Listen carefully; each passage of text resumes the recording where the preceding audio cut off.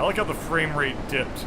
It's symbolic of my mind's frame rate dipping as well. Well, I tried to come up with a counter to that.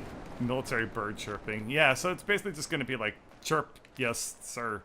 It would be SERP. Yeah. I think there might be puzzles over here, and good God. Keith, are you still in chat? Columnar jointing. Columnar jointing. I'm sure you've seen it before. Columnars. They're jointed. They're jointed everywhere. Is this... Okay, here we go. Here we go. This looks like it's gonna lead to puzzles. It led to something even better. Weed. I can't get to it.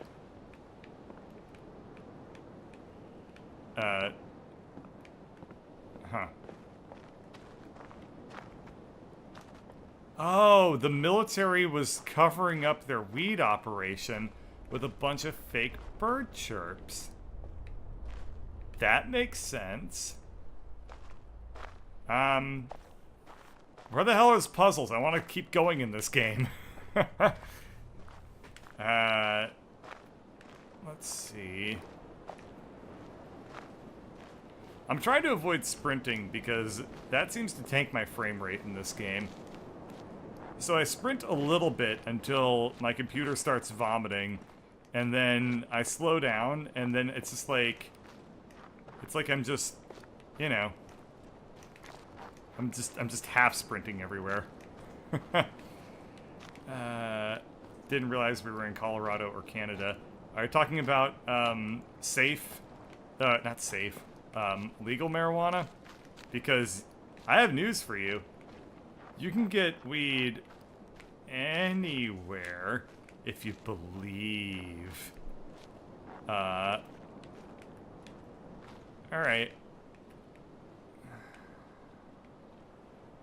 I see the puzzles. I want to solve them. I want to be over by the puzzles. You know, it's sort of like when you're at a high school dance and you're looking over there and you're like, that's where all the hot girls are. And you're stuck on a cliff located like 500 feet away, just overlooking them. And there's a whole moat separating you. Just like high school. Alright, well, let's head away from here because I'm not, you know, I'm not getting any puzzle. So maybe I need to come up over here. Oh, I think I know where I'm heading right now. This is where, yes, I was gonna say, this is where laser beams are. High five. Oh, ooh, damn. You need to see a doctor about that. That does not look too healthy. Open wound over there. That does not look good. So many columnar joints. Columnar joints have joint in the name, just like weed. Therefore, this mountain is a big weed. Oh, I can't open this yet. Nah, see, it's blocked off. I can't open it.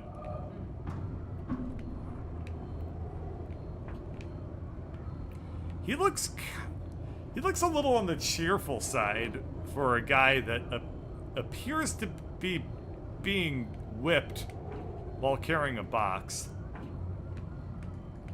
Maybe I'm misreading the situation, but he kind of looks like he's hugging the box and he's got like a real, like, I love you box sort of vibe about him. I mean, I guess if you think about it, this guy is basically holding his own companion cube. Oh, it's covered in all the mechanics. I never noticed this. It's covered in a bunch of the symbols and stuff that are in the game.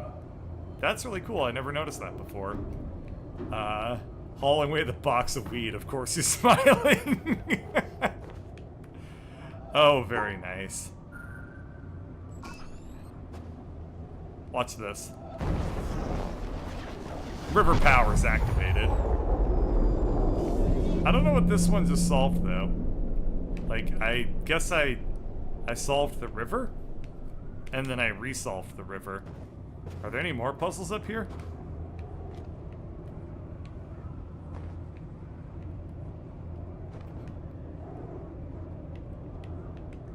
Is she a photographer or a land surveyor? It looks like she's a land surveyor. Oh. Oh boy. If I press this button, I don't need to talk for like 3 minutes. Up there, you go around every hour and a half. Time after time after time. You wake up usually in the mornings, and just the way that the track of your orbits go, you wake up over the Mideast, over North Africa. As you eat breakfast, you look out the window as you're going past, and there's the Mediterranean area, and Greece, and Rome, and North Africa, and the Sinai, the whole area. And you realize that in one glance, that what you're seeing is what was the whole history of man for years, the cradle of civilization. And you go around down across North Africa and out over the Indian Ocean and look up at that great subcontinent of India, pointed down toward you as you go past it. And Ceylon off to the side, Burma, Southeast Asia, out over the Philippines, and up across that monstrous Pacific Ocean. Vast body of water. You've never realized how big that is before. And you finally come up across the coast of California and look for those friendly things. Los Angeles and Phoenix and on across El Paso. And there's Houston. There's home. And you look, and sure enough, there's the Astrodome. And you identify with that, you know? It's an attachment. And down across New Orleans, and then looking down to the south, and there's the whole peninsula of Florida laid out. And all the hundreds of hours you spent flying across that route, down in the atmosphere, all that is friendly again. And you go out across the Atlantic Ocean and back across Africa. And you do it again, and again, and again. And that identity, that you identify with Houston, and then you identify with Los Angeles, and Phoenix, and New Orleans, and everything. And the next thing you recognize in yourself is you're identifying with North Africa. You look forward to that. You anticipate it. And there it is. That whole process begins to shift of what it is you identify with. When you go around it in an hour and a half, you begin to recognize that your identity is with that whole thing. And that makes a change. You look down there, and you can't imagine how many borders and boundaries you crossed again and again and again. And you don't even see them. At that wake-up scene, the Mideast, you know there are hundreds of people killing each other over some imaginary line that you can't see. From where you see it, the thing is a whole, and it's so beautiful. And you wish you could take one from each side in hand and say, look at it from this perspective. Look at that. What's important?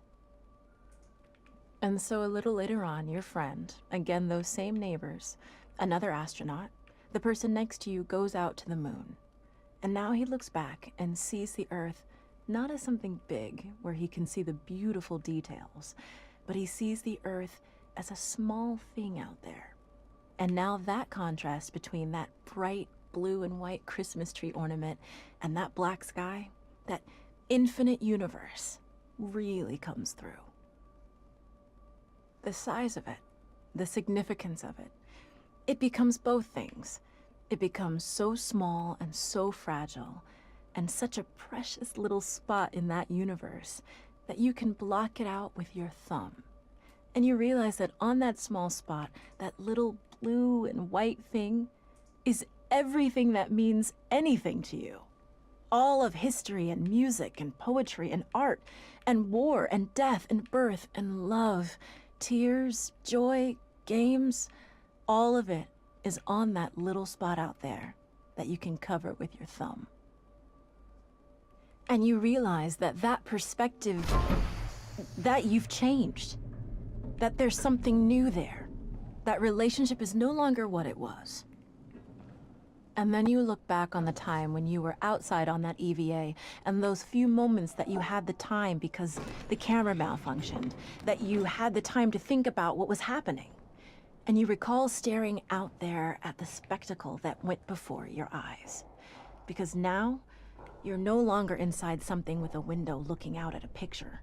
But now you're out there, and what you've got around your head is a goldfish bowl, and there are no limits here. There are no frames. There are no boundaries. You're really out there, over it, floating, going 25,000 miles per hour, ripping through space, a vacuum, and there's not a sound.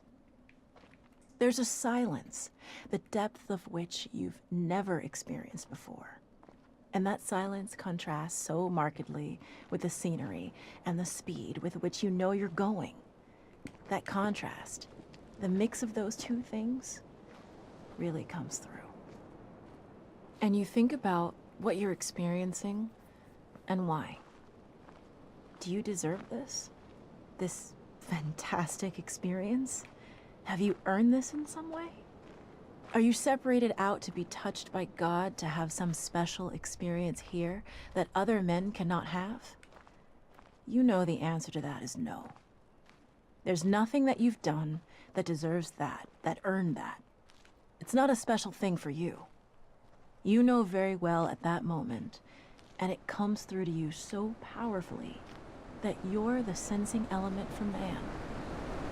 You look down and see the surface of that globe that you've lived on all this time, and you know all those people down there. They are like you. They are you. And somehow you represent them when you are out there. A sensing element. That point out on the end. And that's a humbling feeling. It's a feeling that says you have a responsibility. It's not for yourself. The eye that doesn't see does not do justice to the body. That's why it's there. That's why you're out there. And somehow you recognize that you're a piece of this total life. You're out on that forefront and you have to bring that back somehow. And that becomes a rather special responsibility. It tells you something about your relationship with this thing we call life. And when you come back, there's a difference in that world now. There's a difference in that relationship between you and that planet, and you and all those other forms of life on that planet, because you've had that kind of experience. It's a difference, and it's so precious. And all through this, I've used the word you because it's not me. It's not Dave Scott. It's not Dick Gordon, Pete Conrad, John Glenn. It's you. It's us. It's we. It's life. It's had that experience. And it's not just my problem to integrate. It's not my challenge to integrate, my joy to integrate. It's yours. It's everybody's. Russell Schweikart, 1975. Okay. That was a lot longer than 3 minutes. It was pretty. I have no idea how it relates to the game. I mean, honestly, what I really think is that Jonathan Blow just really liked those quotations, and then that was that was the defining. Oh, it's Tetris Blockies. I finally figured it out, or rather, I finally found the sequence of puzzles that'll teach me how to do Tetris Blockies. Cool. So, yeah, I really honestly think that he was just like, I like this quotation, let's put it in the game. And then he did. And that's how it was written.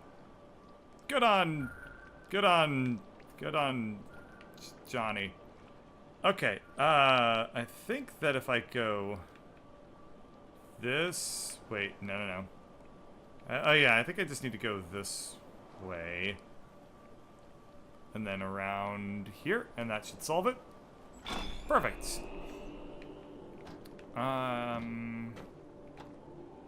Oh, this is like, you know how the other area I found all the weed?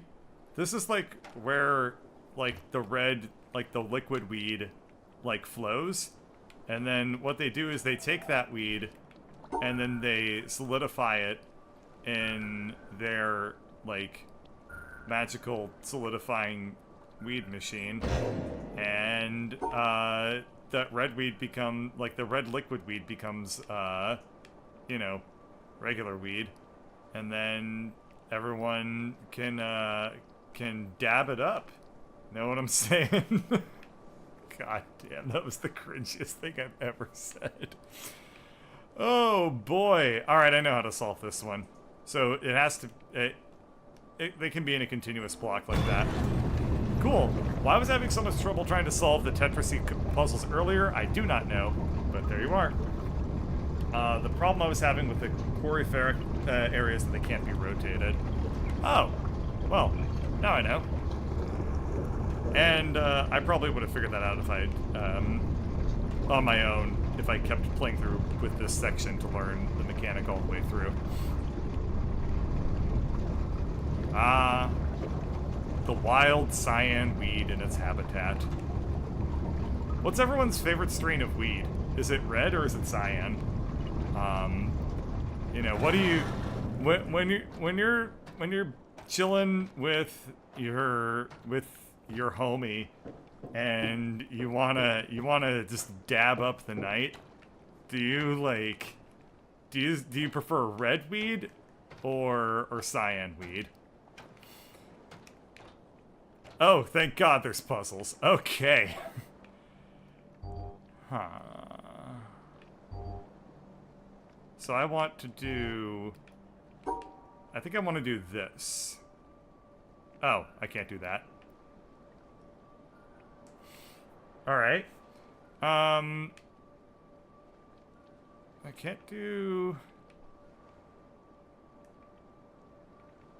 If I do this, then that ought to kind of work.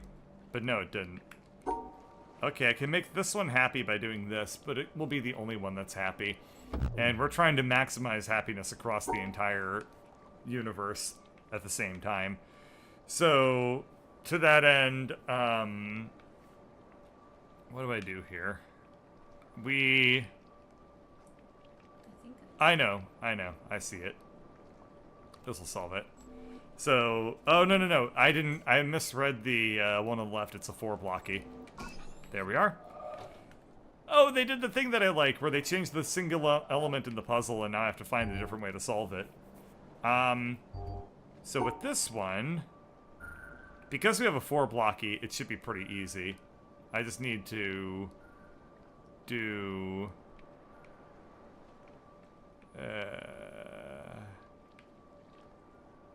I just need to...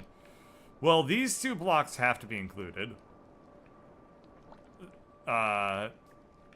So that means that I need to do this. Got it. Because I was gonna say, since I have a 4-blocky row, it needs to be all along the bottom. And there it is. So now we have a 4-blocky, we have a 2-blocky, and we have a 1-blocky. And the 1-blocky, there's no way I could ever group it by itself. So that means that I can do either a... But I have to include both of these. So that means that the 4-block needs to go up like this. And then I need a 1-block and a 2-block. So I think if I do 1, 2, 3, 4, like so, this will... Fuck. Alright. I see where this game stands. Okay. What I can do is I can go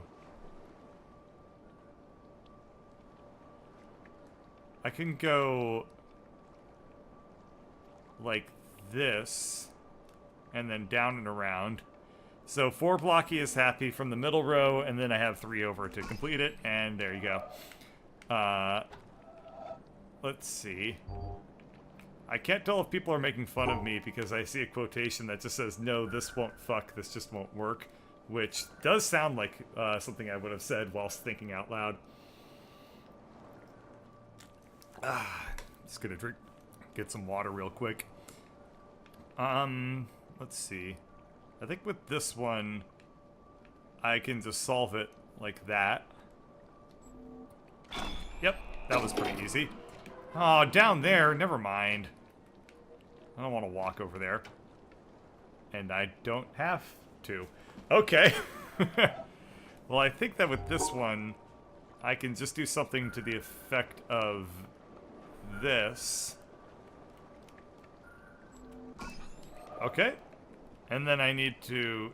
Ah, now it's going to be this boy. Oh, crap. It won't work that way. Well, what if I did...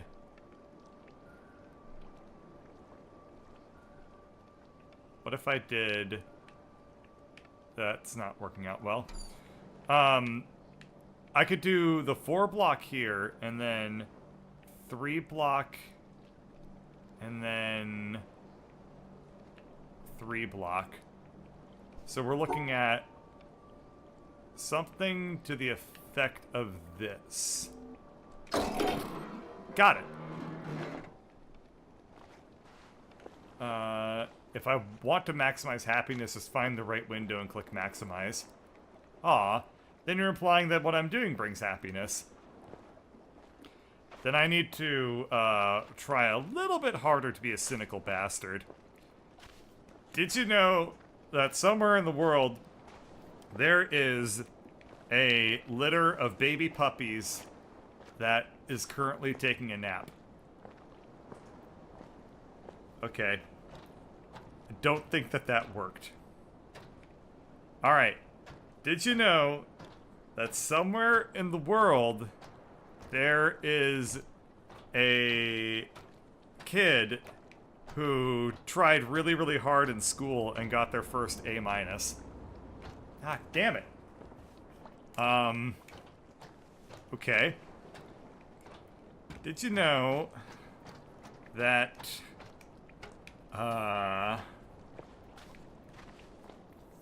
somewhere in the world, there is a person who got a job offer after sending out their 800th application?